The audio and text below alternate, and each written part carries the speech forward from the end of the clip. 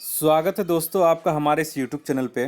दोस्तों इस वीडियो में आज हम एड्यूटेरिया के तरफ से जो बिहार दरोगा प्रीलिम्स का प्रैक्टिस सेट वॉल्यूम 2 उतारा गया है उसका आज सामान्य अध्ययन प्रश्न पत्र हम 11 करवाएंगे। पूरे 1 से लेकर 100 क्वेश्चन आंसर विथ एक्सप्लेनेशन के साथ। तो बहुत ही इम्पोर्टेंट ये सेट है। अगर आप लोगों ने एक बुक नहीं खरीदा है या आप लोगों के मार्केट में उपलब्ध नहीं हो पाया है तो कृपया करके आप हमारे इस यूट्यूब चैनल के माध्यम से पूरे टेस्ट सीरीज़ को आप देख सकते हैं और पढ़ सकते हैं। पूरा इसमें हम 1 से लेकर 100 तक क्वेश्चन और उसका आंसर और विथ एक्सप्लेनेशन इसमें हम एक्सप्लेन किए हुए हैं। तो ये 11 है, 10 तक अपलोड हो चुका है, आप लोग देख सकते हैं। सारे का लिंक जो है डिस्क्रिप्शन बॉक्स में मैं दे दूंगा, वहाँ से आप पूरे जो सेट है उसको आप प्रैक्टिस सेट कर सकते हैं हमारे इस यूट्यूब के माध्यम से घर बैठे सुरक्षित तरीके से। तो अगर आपने हमारा चैनल अभी तक सब्सक्राइब नहीं किया है तो कृपया करके आप हमारे चैनल को जल्द से जल्द सब्सक्राइब कर लें इसी तरह का वीडियो पाने के लिए। तो चलिए शुरू करते हैं। पहला क्वेश्चन यहाँ पे देख लीजिए।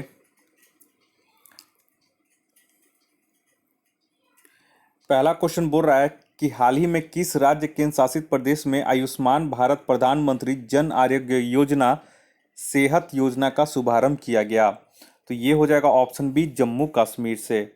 प्रधानमंत्री द्वारा जम्मू कश्मीर के सभी नागरिकों को स्वास्थ्य सुविधा उपलब्ध कराने के लिए आयुष्मान भारत प्रधानमंत्री जन आरोग्य योजना सेहत योजना की शुरुआत की गई। इसके तहत जम्मू कश्मीर के निवासियों को निःशुल्क स्वास्थ्य बीमा उपलब्ध कराया जाएगा। दूसरे क्वेश्चन में आइए, संयुक्त राज्य अमेरिका ने किस वर्ष तक चंद्रमा पर परमाणु रिएक्टर स्थापित करने के लिए योजना बनाई है। तो दूसरा का यहाँ पे याद रखिएगा, ऑप्शन बी हो जाएगा 2026 तक। नेक्स्ट आइए तीसरे नंबर क्वेश्चन में।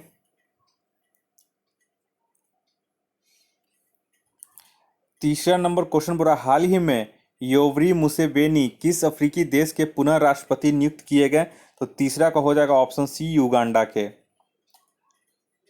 और ये छठे कार्यकाल के लिए नियुक्त किए गए हैं। सातवां, ये वैक्सीन मैत्री पहल की शुरुआत हाल ही में किस देश के द्वारा की गई। तो इसका हो जाएगा ऑप्शन ए, भारत के द्वारा। अपने पड़ोसी देशों को कोविड-19 के टीके उपलब्ध कराने के लिए भारत सरकार के द्वारा वैक्सीन मैत्री पहल की शुरुआत की गई। पांचवा में आइए, सोमा मंडल हाल ही में किस भारतीय महारत्न कंपनी के अध्यक्ष नियुक्त की गई हैं। तो पांचवा का यहाँ पे हो जाएगा ऑप्शन से ए, सेल, यानी कि steel authority of India limited की, और ये पहली महिला अध्यक्ष के रूप में 1 जनवरी को पदभार ग्रहण किया है। नेक्स्ट आइए 6 नंबर में। 6 बोल रहा है, ट्रांसपेरेंसी इंटरनेशनल द्वारा जारी भ्रष्टाचार धारणा सूचकांक 2020 में भारत को कौन सा स्थान प्राप्त हुआ है। तो 6 का यहाँ पे हो जाएगा ऑप्शन सी, 86वां। ट्रांसपेरेंसी इंटरनेशनल द्वारा जारी भ्रष्टाचार धारणा सूचकांक CPI 2020 में 180 देशों में से भारत का स्थान 86 है। शीर्ष देश जो है वो डेनमार्क है तथा न्यूजीलैंड सामान्य रूप से 1 नंबर पे आया शीर्ष में।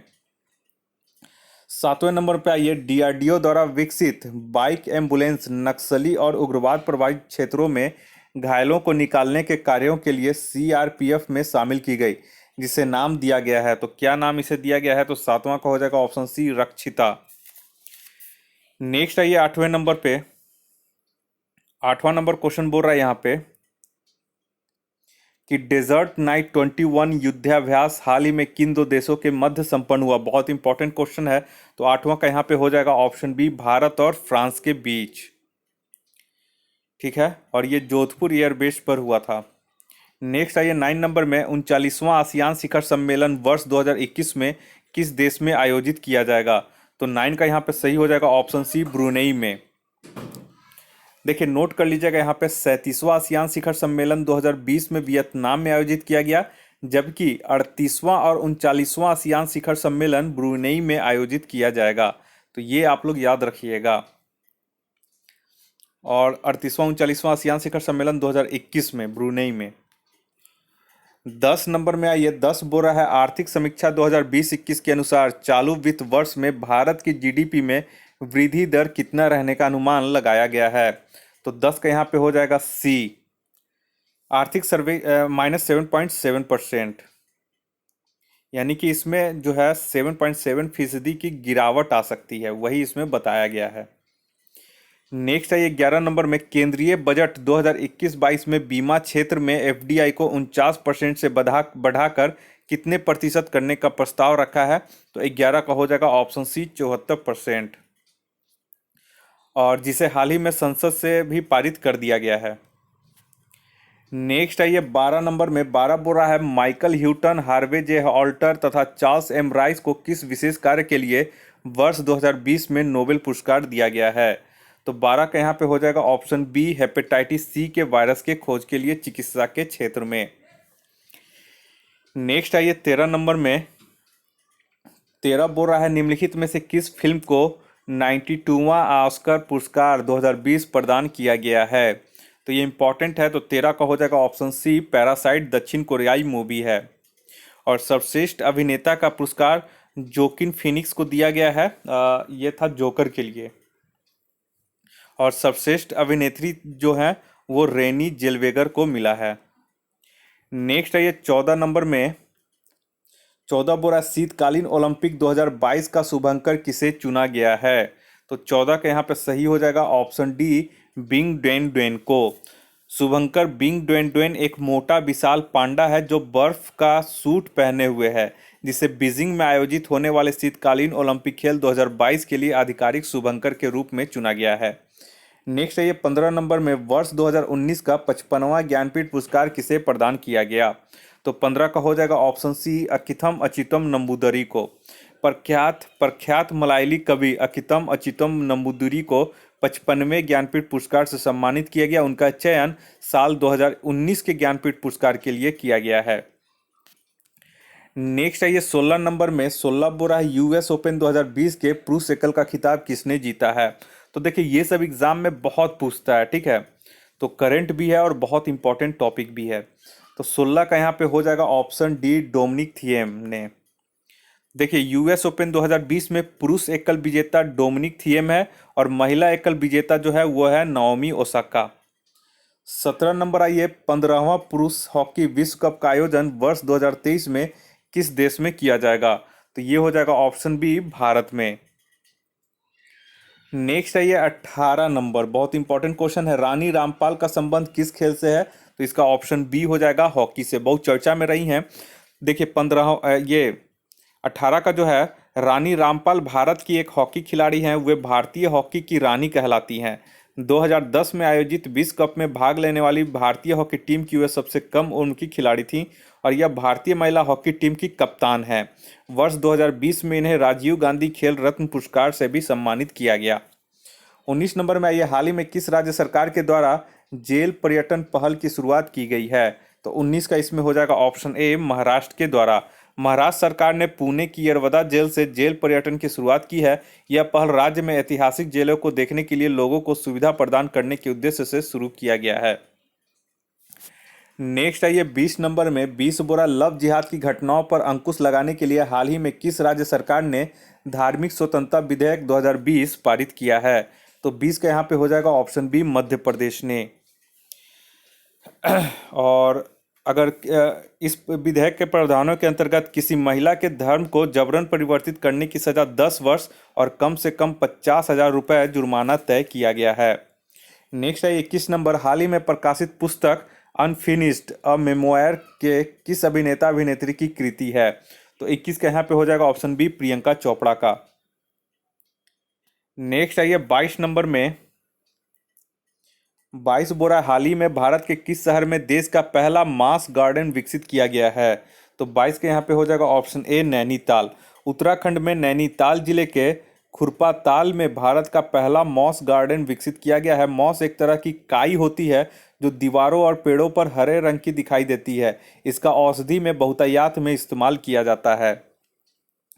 23 नंबर में आइए, नवंबर 2020 में भारत की अपनी तरह की पहली सौर ऊर्जा से चलने वाली छोटी ट्रेन का शुभारंभ किस राज्य में किया गया है? तो 23 का यहाँ पे हो जाएगा ऑप्शन ए, केरल में।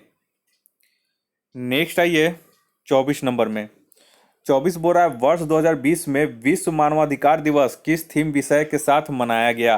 तो बहुत इंपॉर्टेंट क्वेश्चन है, तो 24 का हो जाएगा option B, recover better, stand up for human rights.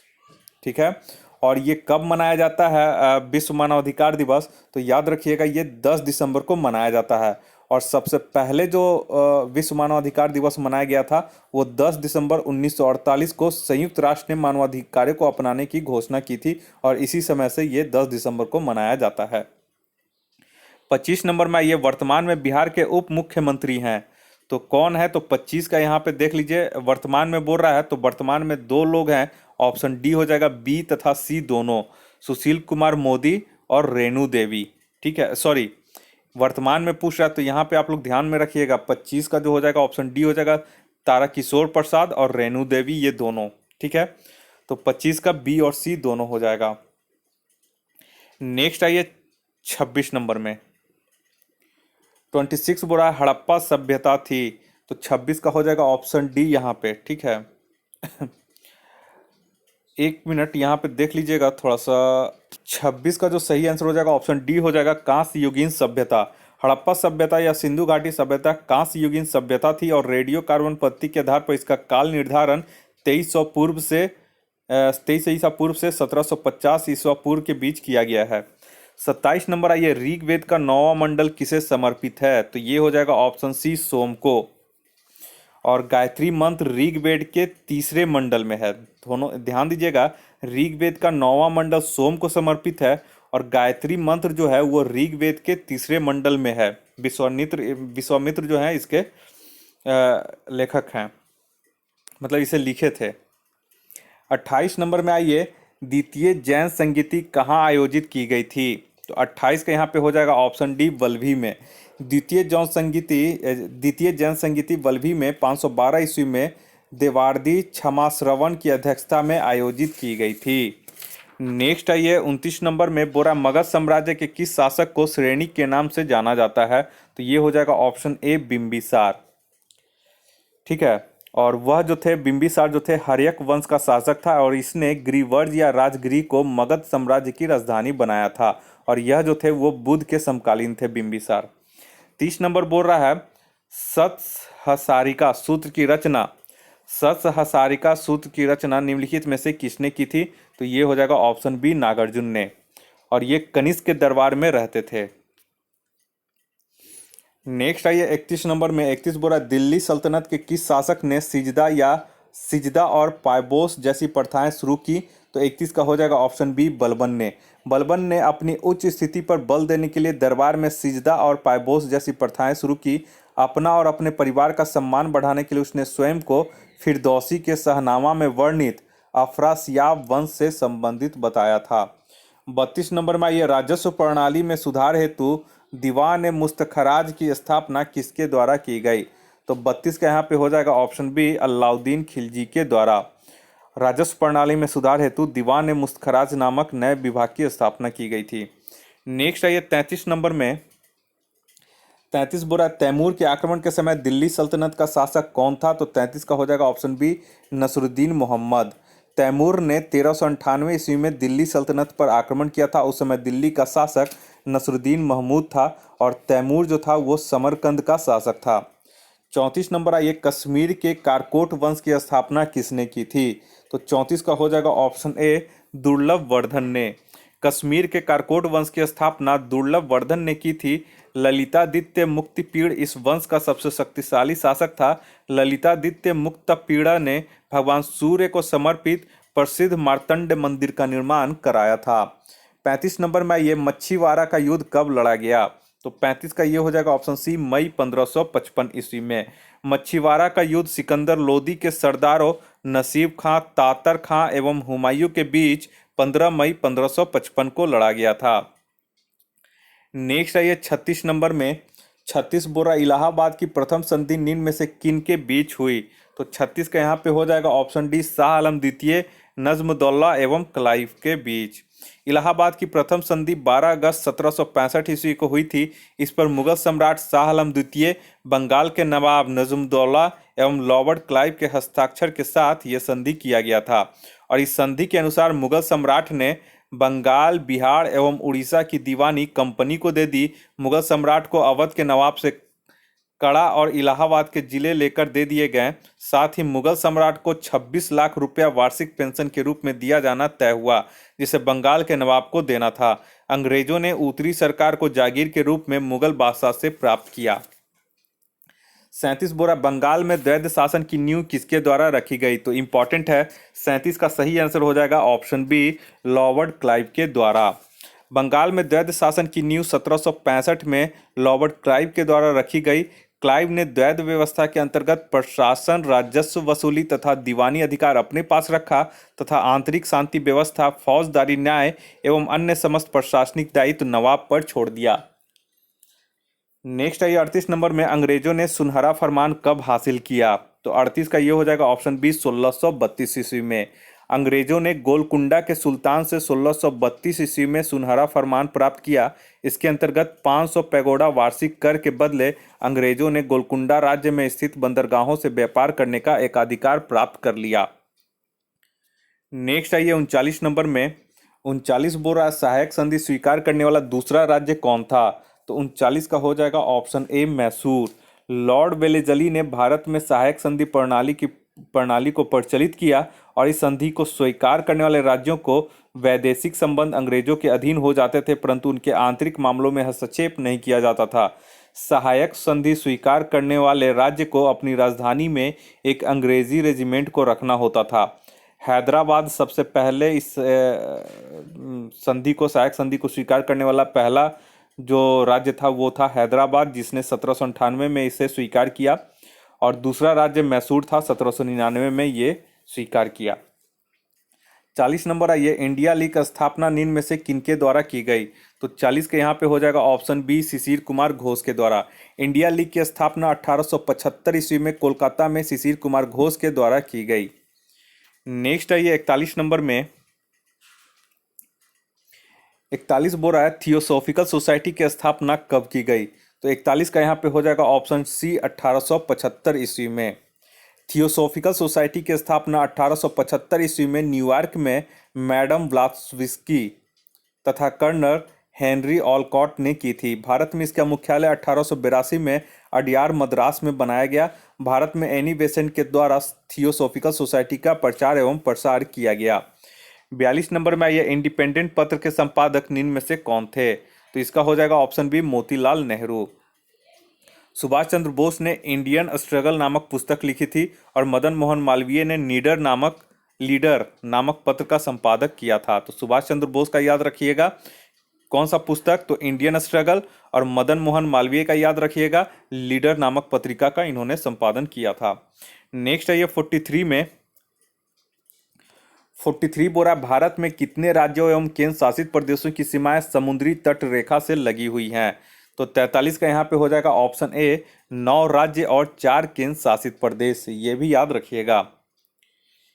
9 राज्य कौन कौन से हैं? तो वो हो जाएंगे गुजरात, महाराष्ट्र, गोवा, कर्नाटक, केरल, तमिलनाडु, आंध्र प्रदेश, उड़ीसा एवं पश्चिम बंगाल। और 4 केंद्र शासित प्रदेशों में हो जाएंगे अंडमान निकोबार द्वीप समूह, लक्षद्वीप, दादर और नगर हवेली तथा दमन और दीव एक में हो गया है, एवं पुडुचेरी। ये सभी सीमाएं जो है समुद्री तट रेखा से लगी हुई हैं। 44 नंबर में आइए, बारालाचाला दर्रा किस राज्य केंद्र शासित प्रदेश में स्थित है? इंपॉर्टेंट है, बहुत बार पूछ चुका है। तो ये हो जाएगा ऑप्शन डी, हिमाचल प्रदेश में। और बारालाचाला दर्रा मंडी और लेह को सड़क मार्ग से जोड़ता है। नेक्स्ट आइए 45 नंबर में, 45 बोरा सतपुड़ा पर्वत श्रेणी की सर्वोच्च चोटी है? तो 45 का हो जाएगा ऑप्शन ए, धूपगढ़। सतपुड़ा पर्वत श्रेणी पश्चिम से पूरब राजपीपला की पहाड़ी, महादेव पहाड़ी एवं मैकाल पर्वत श्रेणी के रूप में फैली हुई है। महादेव पहाड़ी का सर्वोच्च शिखर धूपगढ़, जिसकी ऊंचाई लगभग 350 मीटर है, यही सतपुड़ा पर्वत श्रेणी की सर्वोच्च चोटी है।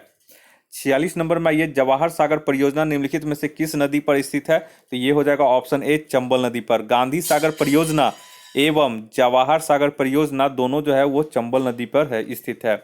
47 नंबर में ये रिहंद किस नदी की सहायक नदी है? इंपॉर्टेंट क्वेश्चन है। तो 47 का हो जाएगा ऑप्शन डी, सोन नदी का। देखिए, रिहंद, उत्तरी कोयल, जोहिला, गोपद एवं कन्हर ये सब सोन नदी की सहायक नदियां हैं। नेक्स्ट है 48 नंबर में, बोल रहा है उमियम झील निम्नलिखित में से किस राज्य में है? तो 48 का ये हो जाएगा ऑप्शन बी, मेघालय में। नेक्स्ट है 49 नंबर में, भारत में सबसे अधिक भूभाग पर पाई जाने वाली मृदा कौन सी है? तो ये 49 का हो जाएगा ऑप्शन डी, उपयुक्त में से कोई नहीं। क्यों? क्योंकि भारत में सबसे अधिक भूभाग पर जलोढ़ मृदा पाई जाती है, तो जलोढ़ इसमें कहीं ऑप्शन में नहीं है, तो जलोढ़ मृदा होगा। नेक्स्ट आइए 50 नंबर में, 50 बोरा रबड़ और सिंकोना किस प्रकार की वनस्पति है? तो ये 50 का हो जाएगा ऑप्शन ए, उष्णकटिबंधीय सदाबहार वनस्पति के।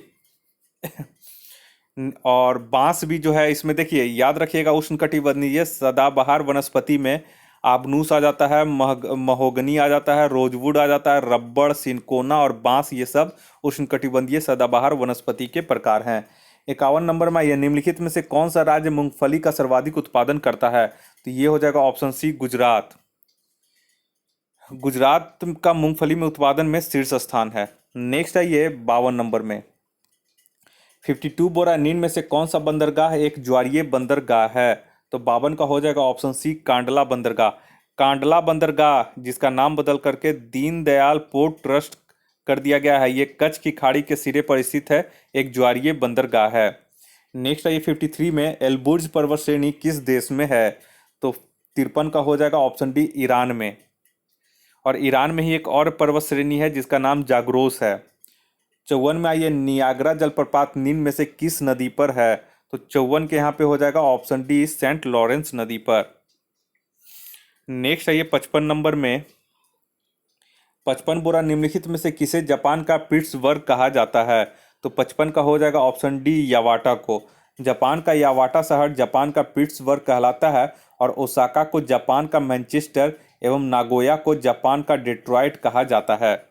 56 नंबर में आइए, फारस की खाड़ी एवं ओमान की खाड़ी को जोड़ती है, तो कौन सी जल संधि जोड़ती है? तो हार्मू जल संधि। तो ऑप्शन डी इसका सही हो जाएगा। ये याद रखिएगा, फारस की खाड़ी और ओमान की खाड़ी को हार्मुज जल संधि जोड़ती है। 57 नंबर में, यह निम्न में से कौन सा देश स्कैंडिनेवियाई देश के अंतर्गत नहीं आता है? तो 57 का हो जाएगा ऑप्शन सी, आयरलैंड। देखिए, स्कैंडिनेवियाई देश के अंतर्गत नॉर्वे, स्वीडन, आइसलैंड और डेनमार्क आते हैं, तो ये आप लोग याद रखिएगा। 58 में ये बोल रहा है, कोई वस्तु सफेद रंग की इसलिए दिखाई देती है क्योंकि वह, 58 का हो जाएगा ऑप्शन ए, सभी तरह के रंग को परावर्तित कर देती है, इसलिए वो सफेद रंग की दिखाई देती है। और काला दिखाई देती है क्योंकि वह सभी तरह के रंग को अवशोषित कर लेती है। नेक्स्ट आइए 59 में, 59 बोल रहा है, पूर्ण आंतरिक परावर्तन की घटना तब संभव होती है जब प्रकाश जाता है। तो 59 का यहाँ पे सही हो जाएगा ऑप्शन बी, सघन से विरल माध्यम में।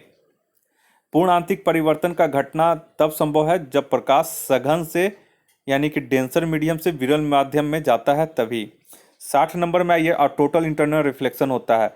दाब के बढ़ने से ध्वनि की चाल, तो 60 नंबर में यहाँ पे देखिएगा अपरिवर्तित रहती है, 60 का डी हो जाएगा। दाब के बढ़ने से ध्वनि की चाल पर कोई इफेक्ट नहीं पड़ता, इसलिए अपरिवर्तित रहती है। 61 नंबर में आइए, एक खगोलीय इकाई निम्न में से किसके बराबर होती है? तो 61 के यहाँ पे हो जाएगा ऑप्शन ए, 1.5 इंटू 10⁻11 मीटर। इसे आप लोग याद रखिएगा, एक खगोलीय इकाई पृथ्वी और सूर्य के बीच की औसत दूरी को कहते हैं। एक खगोलीय इकाई 1.5 इंटू 10⁻11 मीटर या 1.5 इंटू 10⁸ किलोमीटर के बराबर होती है। 62 नंबर में आइए, यदि एक तार की त्रिज्या पहले से आधी कर दी जाए तो प्रतिरोध पहले से कितना गुना हो जाएगा? तो 62 का यहाँ पे हो जाएगा ऑप्शन सी, 16 गुना। नेक्स्ट आइए 63 नंबर में, 63 बोल रहा है, फ्यूज तार में होना चाहिए। तो 63 का ऑप्शन ए होता है, निम्न गलनांक होना चाहिए और उच्च प्रतिरोध होना चाहिए फ्यूज तार में, जो हम लोग घरों में लगाते हैं।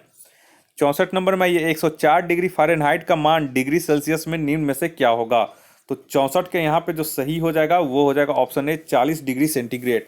देखिए, इसका आप लोग कन्वर्जन देख लीजिएगा, फ़ारेनहाइट से सेल्सियस में, केल्विन में और रोमर में।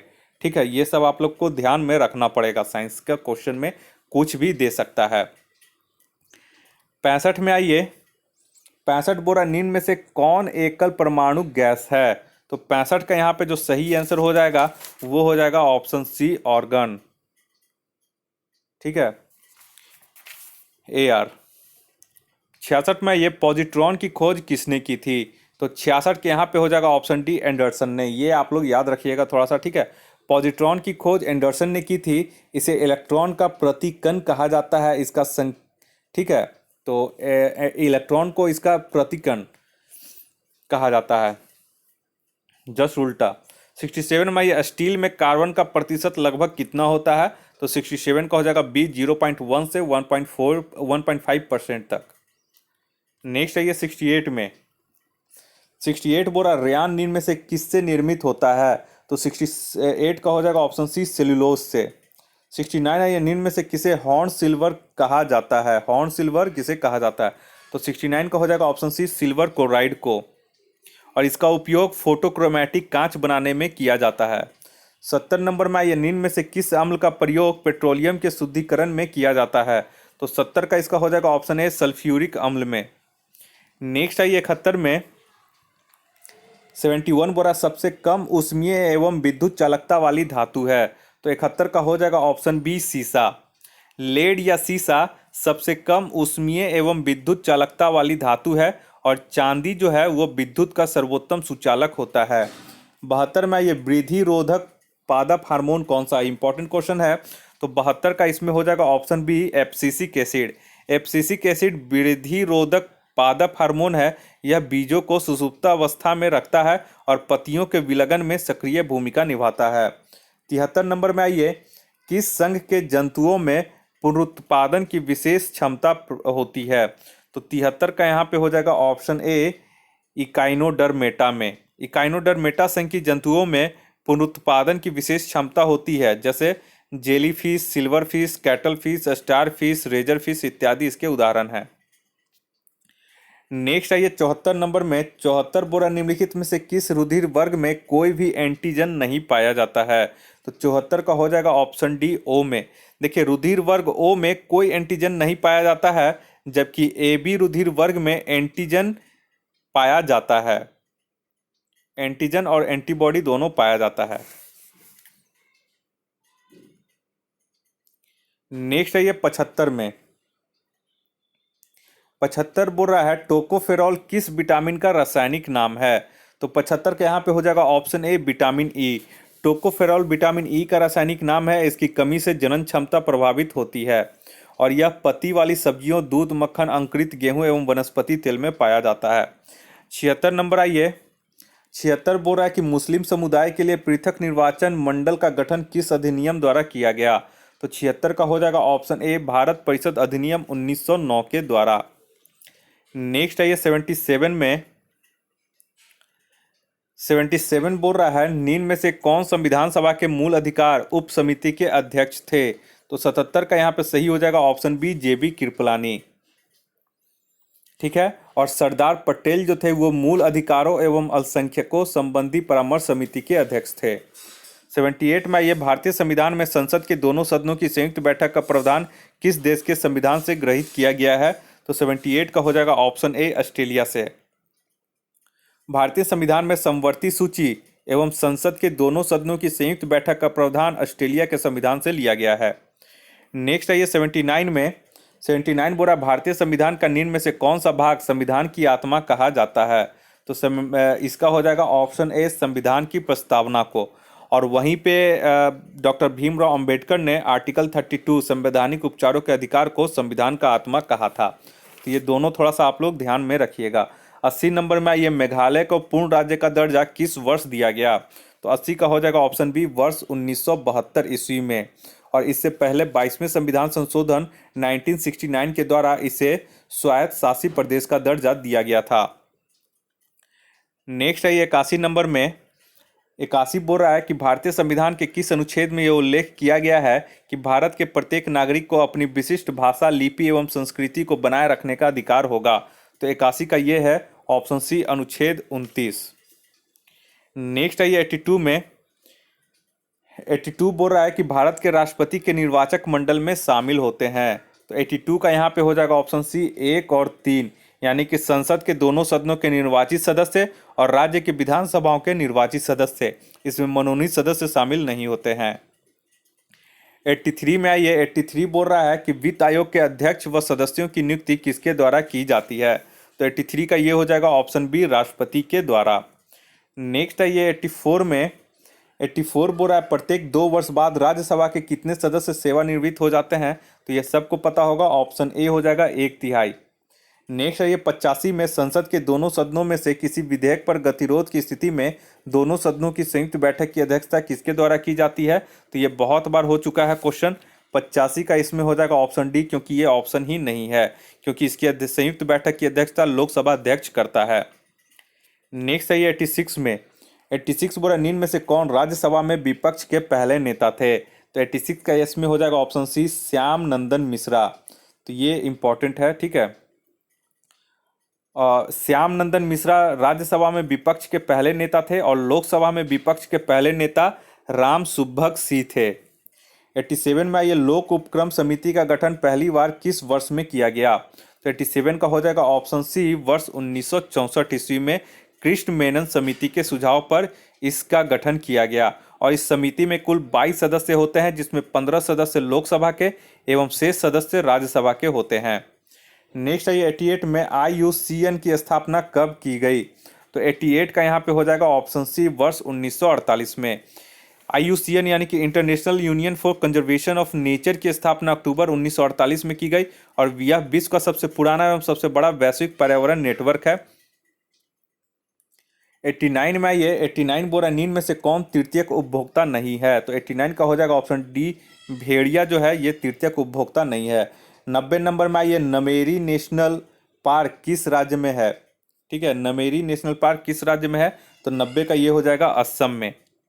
और काजीरंगा, मानस, ओरांग एवं डिब्रू सैखाव नेशनल पार्क भी असम में स्थित है। 91 नंबर में ये निम्न में से किन वस्तुओं पर मांग और आपूर्ति का नियम लागू नहीं होता है, तो 91 का ये हो जाएगा ऑप्शन बी, गिफिन वस्तुएं पर। गिफिन वस्तुओं पर मांग और आपूर्ति का नियम लागू नहीं होता है, इनके मूल्य में वृद्धि से इनकी मांग बढ़ जाती है। 92 में ये 92 बोरा सांविधिक तरलता अनुपात के संबंध में निम्न में से क्या सही नहीं है, तो 92 का हो जाएगा ऑप्शन सी, इसे बैंक अनिवार्य रूप से नकद में RBI के पास रखते हैं, ये जो है ये सही नहीं है। नेक्स्ट है ये 93 में, 93 बोल रहा है कि फ्रेंच, एक मिनट, 93 बोल रहा है कि फ्रेंच गुयाना की राजधानी कहाँ है, तो 93 का इसका सही आंसर हो जाएगा ऑप्शन बी, कायने।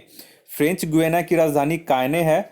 जॉर्ज टाउन गुयाना की एक मिनट, जॉर्ज टाउन गुयाना की, ठीक है, और पारामारिबो सूरीनाम की एवं क्यूटो इक्वाडोर की राजधानी है, ठीक है। तो आप लोग याद रखिएगा, फ्रेंच गुयाना की राजधानी कायने है। जॉर्ज टाउन गुयाना की जो राजधानी है वो एक मिनट, हाँ यहाँ पे ध्यान दीजिएगा, फ्रेंच गुयाना की राजधानी हो जाएगा ऑप्शन आपका इसमें हो जाएगा ऑप्शन बी, कायने, ठीक है। और जॉर्ज टाउन की जो राजधानी है उसका राजधानी गुयाना हो जाएगी। और यहाँ पे पारामरीबो की जो राजधानी है वो सूरीनाम हो जाएगी। और क्विटो की राजधानी क्विटो जो है वो इक्वाडोर की राजधानी है, ठीक है।